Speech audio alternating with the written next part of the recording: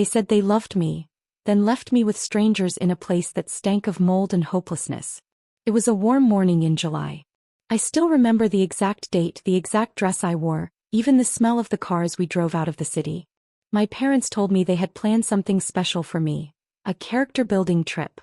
Something they said would help me become more independent and strong before I turned 18. At first I was excited. I thought maybe they were taking me to a summer camp or some kind of learning program.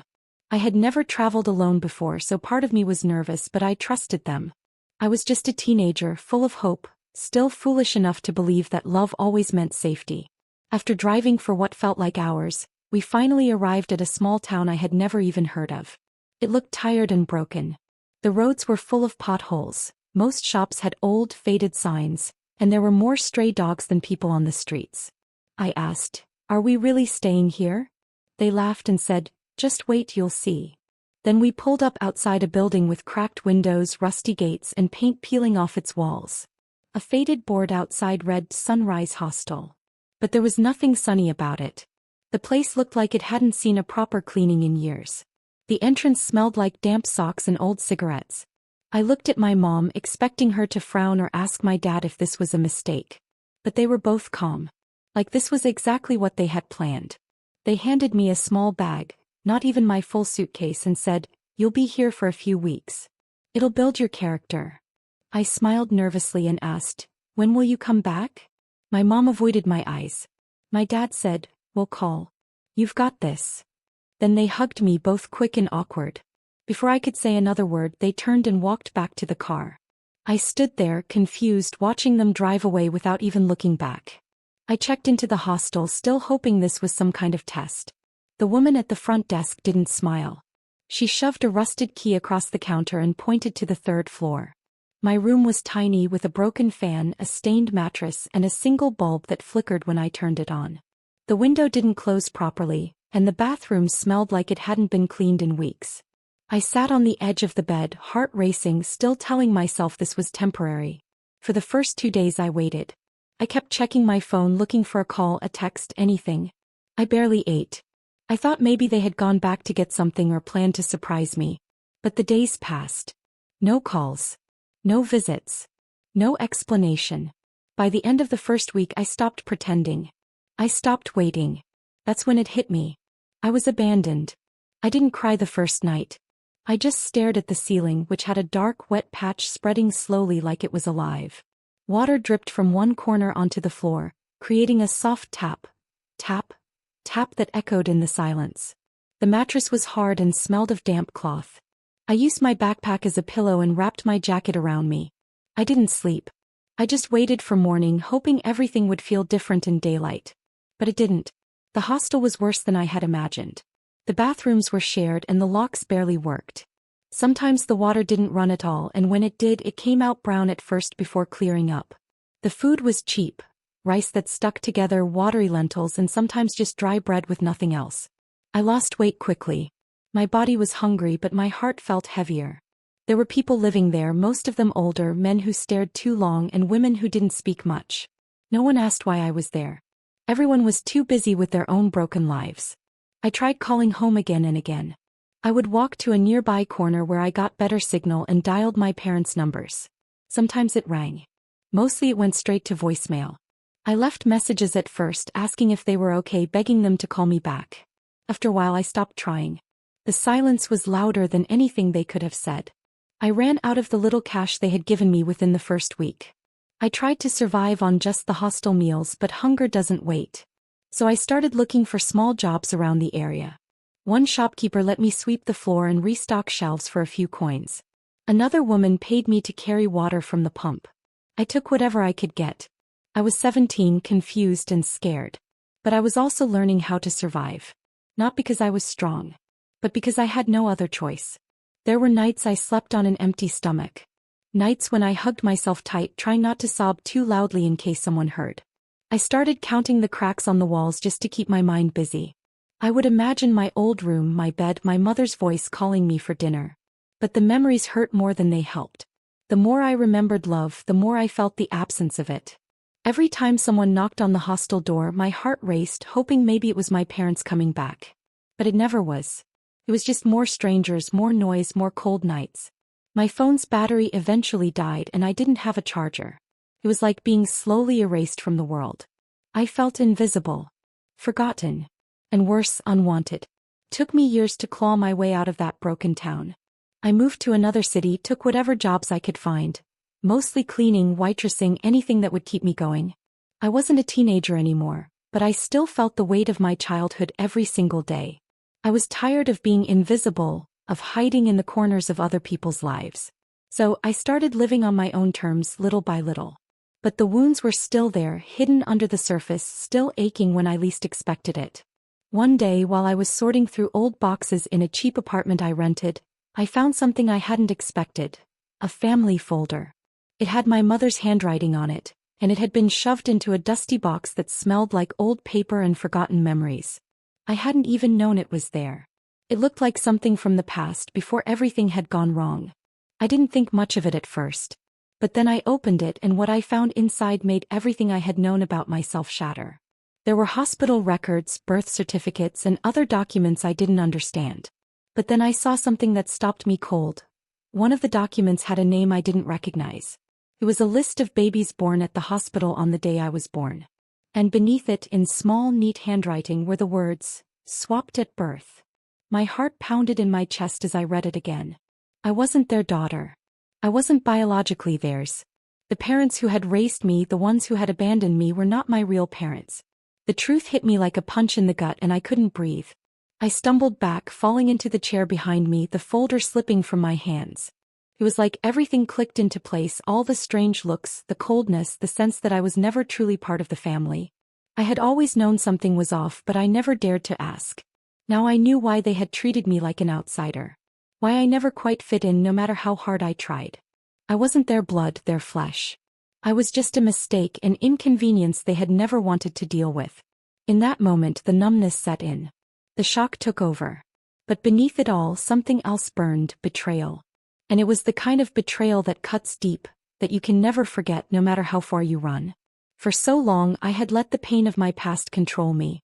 I had let it shape how I saw myself, how I allowed others to treat me. But that moment, the moment I learned the truth, something in me snapped. I couldn't stay the broken, abandoned girl anymore. I couldn't live in the shadows of my parents' cruelty. No, I had to change. I had to become someone else, someone stronger, someone who controlled her own destiny. I started small, but the change was real. I found a remote job, a simple one at first, data entry, something that didn't require much but allowed me to pay the bills. It wasn't glamorous, but it was mine. It was a start. As I worked, I realized something. I had a hunger to learn, a need to build something for myself. I'd spent my whole life feeling small, invisible, like I didn't matter. But now I was determined to prove I was more than that. I began learning coding in the evenings. It was hard at first. Lines of code looked like gibberish, but I pushed through, studying on free websites, watching hours of tutorial videos, and practicing every single day. Slowly but surely I started to get the hang of it. Each line of code I wrote, each small project I finished, gave me a taste of what I had never known: confidence. At the same time I picked up freelancing gigs. It was exhausting at first, balancing my remote job with coding and freelancing, but I didn't mind. There was something liberating about it, about relying on myself, about knowing that every hour I put in was for me. For the first time in my life I was building my own future, not depending on anyone else to give me a handout. Eventually I took a risk. I started my own small online business. It wasn't anything huge at first, just a blog with tech tutorials and coding lessons. I didn't know if it would succeed, but I believed in it. I poured everything I had into it, my time, my energy, and all the pain I had buried deep inside. I kept it simple and quiet, just me, my laptop, and a dream that no one knew about. The business grew. Slowly but steadily. I started to make money little by little. At first it wasn't much, but it was enough. I was enough. I didn't need my parents' approval or their money or their love. I had built something that was mine. My brand. My identity. Every email I received, every positive comment from a client fueled me further. As the months passed, the business grew. I hired a few freelancers to help me manage everything. I built a reputation for quality, for trust, for independence. No one knew who I really was. No one knew that I was the same girl who had been abandoned, the same girl who had survived on scraps and empty promises. They only saw the results of my work. They saw my power, my strength. And that, I realized, was all that mattered. 9 years. It had been 9 years since I last saw my parents, the people who had left me to fend for myself in a foreign land. 9 years since I discovered that I wasn't even their biological daughter, that I had been a stranger in their eyes all along. I had spent those years building myself up, becoming strong, becoming successful. But even as I rebuilt my life, a quiet, smoldering rage had burned inside me. I had forgiven them in the sense that I no longer let their actions control my life. But I hadn't forgotten. And I never would. So, when I heard they were in debt, struggling to hold on to their house, I felt something shift within me. It wasn't sympathy. It wasn't guilt. It was something darker. Something more powerful. They had abandoned me without a second thought. They had treated me like nothing more than a mistake to be forgotten. Now the tables had turned. I found out through a distant relative, someone who hadn't known much about me but kept up with my parents' situation. Their house, my childhood home, the place where they had promised me safety, love, and stability, was on the brink of foreclosure. They had taken out loans, used the house as collateral, and now it was all slipping away. I wasn't shocked. After everything they had done to me, I knew they were too careless, too arrogant to understand the consequences of their actions. But I wasn't about to let them lose everything without me having a hand in it. It was a strange mix of emotions that drove me: vindication, justice, and most of all, a desire to make them feel the pain they had caused me. I had suffered in silence, worked in the shadows, and now it was time for them to see the reality of their own mistakes. The plan was simple, but it required patience. They wouldn't even know what hit them. Through my online business, I had developed a network of people who knew how to handle these kinds of transactions. It didn't take much to get my hands on the auction details for their house. I didn't want to do anything illegal, just something clever. So, through an anonymous account, I entered the silent auction for their home. I didn't make my presence known. I didn't raise any suspicions. The house was being auctioned off to pay off their debts, and I was going to be the one to buy it. I watched as the price for their house climbed, and with each increase, my resolve grew stronger. I set a budget for myself, but I wasn't worried. I had more than enough to make sure no one else would outbid me. The higher the stakes, the sweeter the outcome would be. Finally, I placed my bid, the winning bid. The house was mine. But no one, not even my parents, would know it. I spent the next few weeks handling the paperwork. I transferred the ownership into my name through a legal process, ensuring that everything was clean, above board. I used my resources to make sure there was no trace of me. No clue that I was the one who had bought their house. It was all too perfect. They would never suspect a thing. As I stood back and looked at everything I had arranged, I felt a strange calmness settle over me. I wasn't acting out of anger anymore. I wasn't just taking revenge for the sake of it. I was showing them the consequences of their actions. I was giving them a taste of what they had done to me all those years ago. Abandoned, ignored, left to fend for myself. They would soon know what it felt like to lose everything they had taken for granted. But I wasn't ready for the final reveal yet. I wanted to savor it. I wanted them to feel the weight of their mistakes, to understand the full impact of their betrayal. I planned it all carefully, timing everything to perfection. When the moment came, they wouldn't know what hit them. And I would finally have the satisfaction of seeing them face the reality of their choices. My revenge wasn't about cruelty. It was about showing them, in the most painful way possible, what they had done to me. It was about reclaiming my power. It was about taking back what they had stolen from me all those years ago. And in the end, they would be the ones who would have to beg. It had been months since I had bought their house. Months since I had quietly taken control of everything they had once considered theirs. Every time I thought about the moment when they would finally find out, a rush of adrenaline coursed through me. I had planned everything down to the smallest detail. How they would receive the final eviction notice, how they would react, and how I would reveal myself as the one behind it all. But there was one moment I had been waiting for, one moment that would give me the ultimate satisfaction. The confrontation. I'd received word that the eviction notice had been served. My parents, now desperate, were scrambling. They couldn't believe their luck had run out.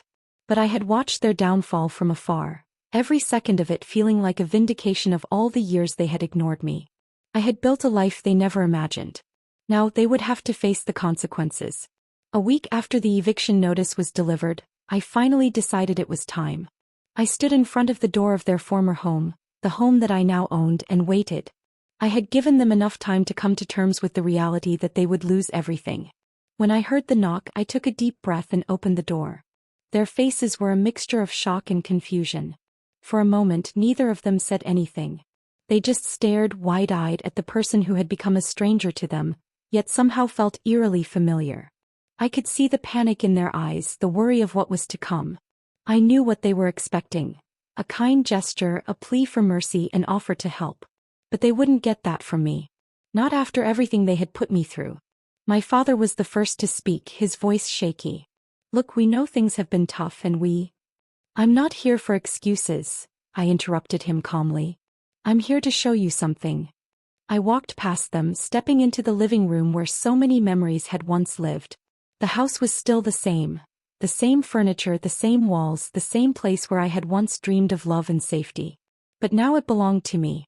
I reached into my bag and pulled out the hospital documents, the ones that proved beyond any shadow of a doubt that I had been swapped at birth. I held them out to them, watching as their eyes flicked over the papers in disbelief. "Do you remember these?"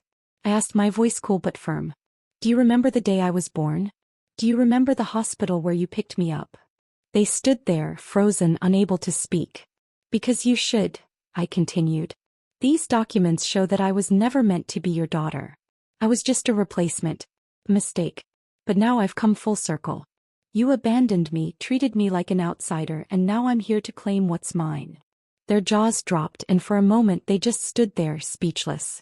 They couldn't comprehend what was happening, couldn't grasp the depth of their own failure. The same people who had once controlled my life now stood powerless in front of me. I stepped closer to them, my presence unwavering. "I may not be your blood," I said, my voice quiet but carrying the weight of years of pain.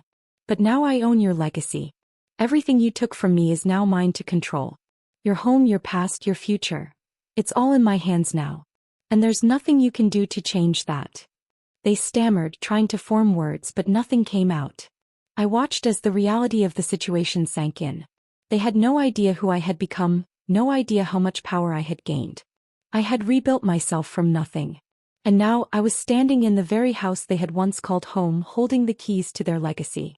They had been the ones who left me behind, the ones who thought I was nothing more than an afterthought. Now they were the ones who would have to live with the consequences. The house, their home, was no longer theirs. And I knew that no matter what they said, no matter how many apologies they offered, they would never be able to take back what they had done. The silence between us was thick with years of resentment, of broken promises, of unanswered questions. They were broken and I was whole. I had won. And I couldn't help but smile at the bittersweetness of it all. As I stood there watching them crumble before me, I couldn't help but think about everything I had been through. The pain, the years of loneliness, the endless nights of wondering what was wrong with me. I had been the one left behind, the one abandoned, the one who wasn't enough. But I had come so far since then. I didn't scream. I didn't cry. I had no desire to. All those emotions I had carried for so long, the anger, the hurt, the sense of betrayal, had long ago been buried. I had turned them into something stronger. Something unstoppable. I had turned my pain into fuel, and now, standing here, I felt nothing but calm. There was no more room for rage, no more need for closure. Because I had become my own closure. I had learned over the years that love wasn't something I needed to survive. I didn't need their approval, their affection, or their validation. I had learned to live without it. The thing they didn't understand was that they had taught me the most valuable lesson of all.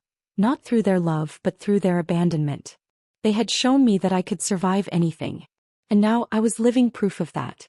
As I walked through the house, alone, my footsteps echoed in the silence. I could feel the weight of the house beneath me, the history of it, the memories it held. It was mine now, not just in ownership, but in the way it had become a symbol of everything I had fought for. I wasn't just walking through walls of brick and wood. I was walking through the remnants of a past that no longer defined me. The house was no longer theirs. And neither was I. "You left me because I wasn't your blood," I whispered softly to myself as if the walls of the house might hear. "But you taught me how to live without love. Now I don't need any from you." With those words, I knew the journey was over. There was nothing left to prove, no one left to fight. I had done it. I had rebuilt myself from the ground up, and I stood tall, stronger than ever.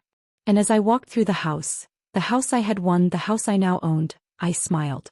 The last thing I needed was their love. Because in the end I had become everything they could never give me. And I was finally free.